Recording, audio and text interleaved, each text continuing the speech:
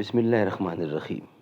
ناظرین، وی log number 118 اور آج کی یہ قسط ہے 25 آج کے لحاظ سے، اور یہ حضرت یوسف علیہ السلام کا واقعہ یعنی قصہ قرآن و سنت کی روشنی میں ہم آپ کے سامنے پیش کر رہے ہیں۔ پیج ہے 140 قصص الانبیاء کتاب کا نام ہے، اور واقعہ حضرت یوسف علیہ السلام کا ہم آپ کے سامنے رکھ رہے ہیں۔ ناظرین، اس کتاب کا ٹائٹل ہے قصص الانبیاء اور اس کی تصنیف ہے مولانا عبد المنان صاحب رحمۃ اللہ علیہ۔ یہ ہم آپ کے سامنے پیش کر رہے ہیں، اور ابھی یہ تمام ایک ساتھ جو ہیں یہ 24 پیش کر چکے ہیں صرف اور صرف حضرت یوسف علیہ السلام پر۔ نحمدہ ونصلی علی رسولہ الکریم، بسم اللہ الرحمن الرحیم۔ اہل نظر کے آپ ہیں رہبر عمر عمر، اہل سنن کے آپ ہیں دل بھر عمر عمر، خیر الورا کے آپ ہیں مظہر عمر عمر، ہے ناز ان کو آپ کے اوپر عمر عمر، صدقہ رسول پاک کا ہم کو بھی ہو عطا، ہم بھی ہیں تیرے در کے گدا عمر عمر۔ ناظرین، حضرت یوسف علیہ السلام کا قصہ ہم آپ کے سامنے رکھ رہے ہیں۔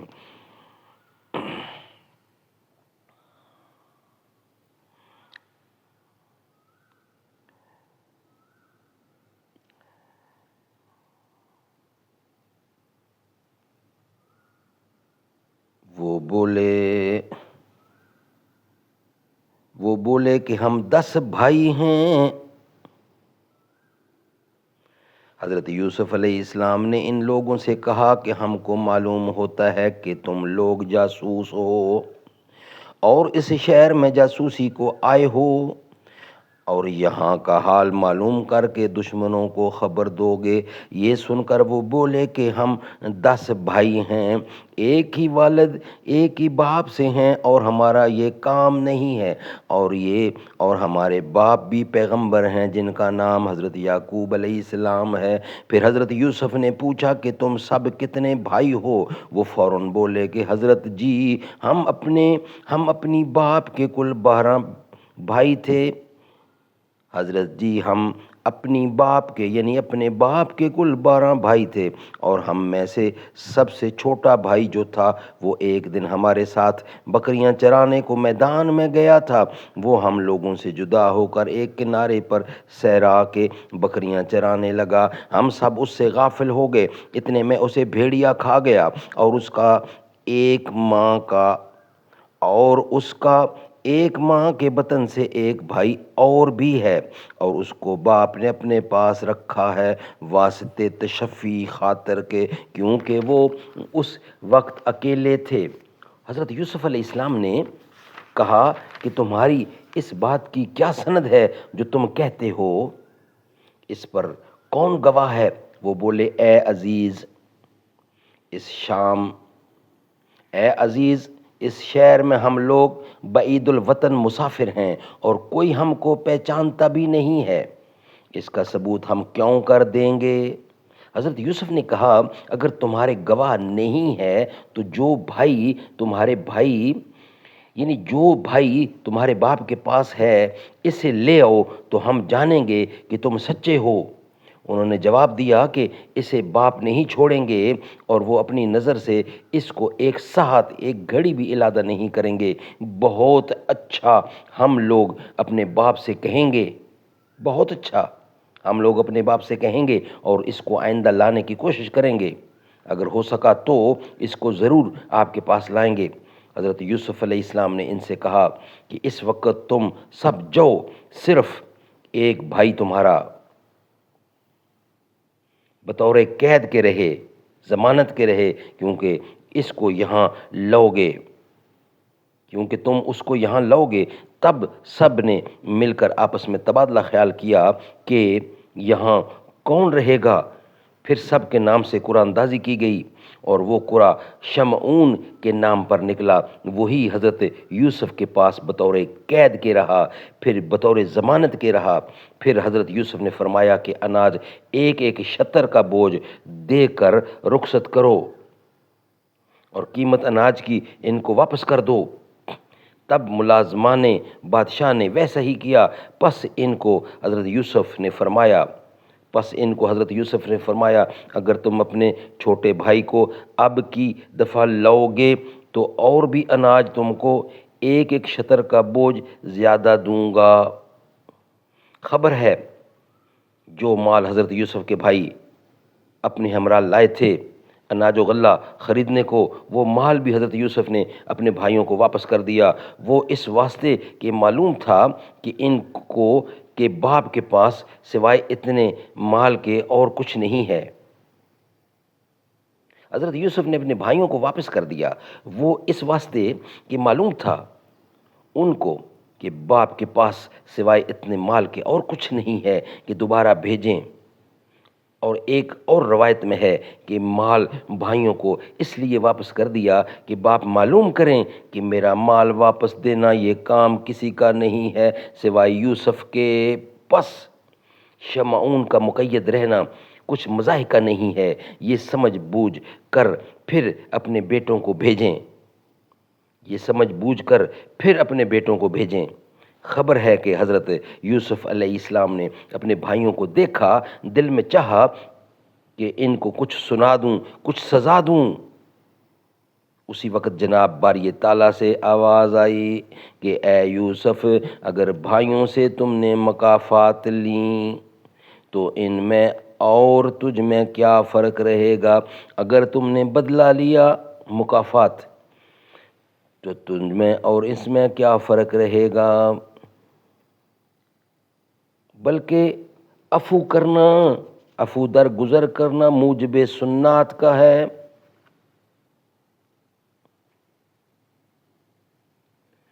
بلکہ عفو کرنا موجب حسنات کا ہے، اور تو اپنے کو ان سے چھپا اور ان کو مت اپنی پہچان دے تاکہ وہ تجھ سے شرمندہ ہو کر اپنی حاجات سے محروم نہ ہو جائیں۔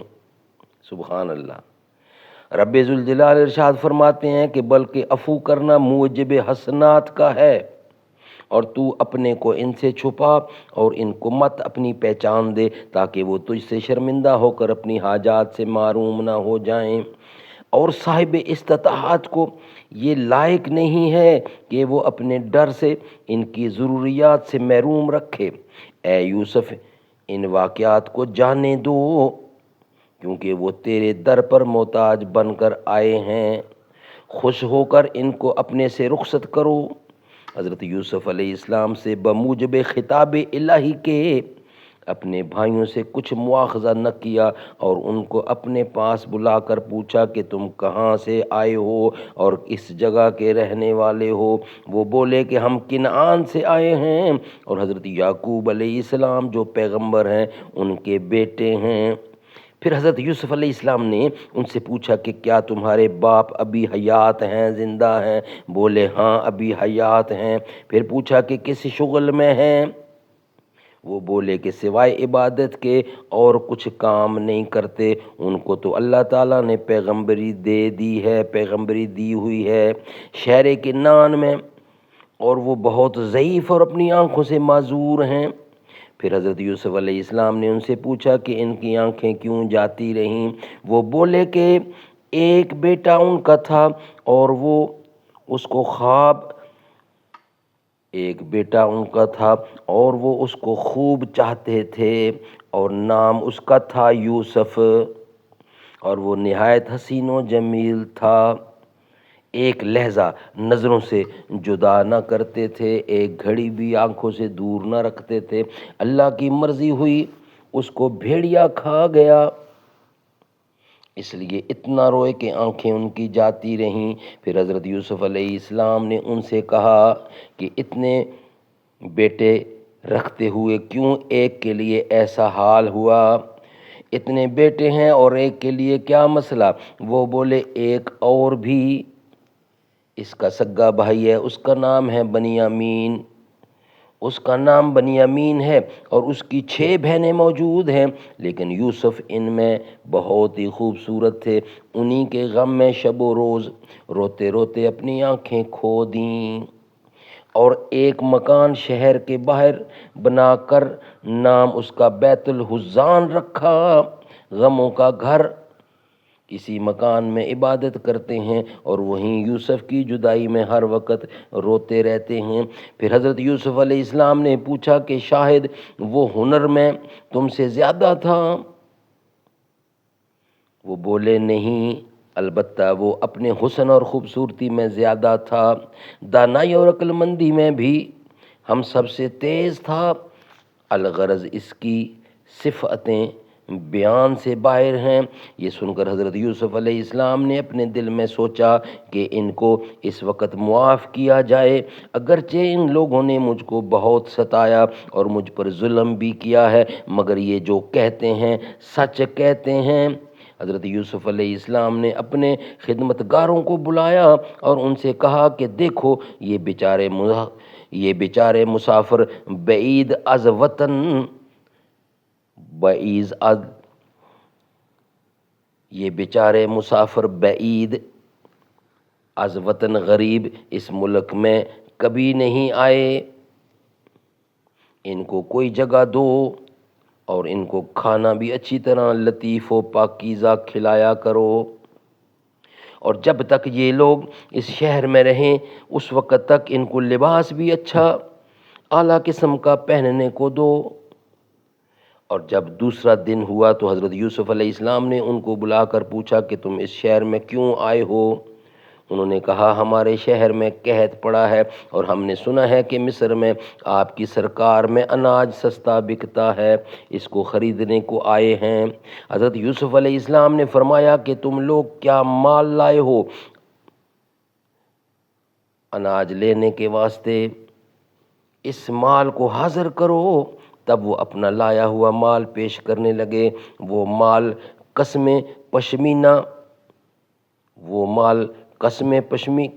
پشمینہ وغیرہ تھا اور اس کی قیمت اس وقت 200 دینار تھی، لیکن وہ مال قابل خرید نہ تھا کہ اس کو خرید کیا جائے۔ حضرت یوسف علیہ السلام نے ان سے کہا اگرچہ مال تمہارا ہمارے لینے کے لائق نہیں ہے، پھر بھی ہم نے تم کو اس کے عوض اناج دے دیا ہے، چنانچہ باری تعالیٰ کا ارشاد ہے۔ سبحان اللہ، سبحان اللہ۔ ناظرین، یہ اس کے بعد انشاءاللہ نیکسٹ ویلاگ کا حصہ بنائیں گے، آپ کے سامنے ہم رکھیں گے۔ یہ ویلاگ ہم یہاں ہی کمپلیٹ کرتے ہیں، انشاءاللہ بقیہ حصہ ہم آپ کے سامنے رکھیں گے نیکسٹ ویلاگ کی صورت میں۔ یہ ویلاگ ہمارا یہاں ہی کمپلیٹ ہوتا ہے کیونکہ واقعہ ابھی باقی ہے۔ جا زندگی مدینے سے جھونکے ہوا کلا، جا زندگی مدینے سے جھونکے ہوا کلا، شاہد حضور ہم سے خفا ہے مناقلا، شاہد حضور ہم سے خفا ہے مناقلا، جا زندگی مدینے سے جھونکے ہوا کلا۔ کچھ ہم بھی اپنا چہرہ باطل سنوار لیں، ابو بکر سے کچھ آئینہ عشق و وفا کلا، کچھ ہم بھی اپنا چہرہ باطل سنوار لیں، ابو بکر سے کچھ آئینہ عشق و وفا کلا، جا زندگی مدینے سے جھونکے ہوا کلا، شاید حضور ہم سے خفا ہے مناقلا، دنیا بہت ہی تنگ مسلماں پہ ہو گئی، فاروق کے زمانے کا نقشہ اٹھا کے لا، دنیا بہت ہی تنگ مسلماں پہ ہو گئی، فاروق کے زمانے کا نقشہ اٹھا کے لا، جا زندگی مدینے سے جھونکے ہوا کے لا، شاہد حضور ہم سے خفا ہے منا کے لا، محروم کر دیا ہمیں جن سے نگاہ نے، اس ماں سے وہ زاویے شرم و حیا کے لا، محروم کر دیا ہمیں جن سے نگاہ نے، عثمان سے وہ زاویے شرم و حیا کے لا، جا زندگی مدینے سے جھونک ہوا کے لا، شاید حضور ہم سے خفا ہے منا کے لا، جا زندگی مدینے سے جھونک ہوا کے لا۔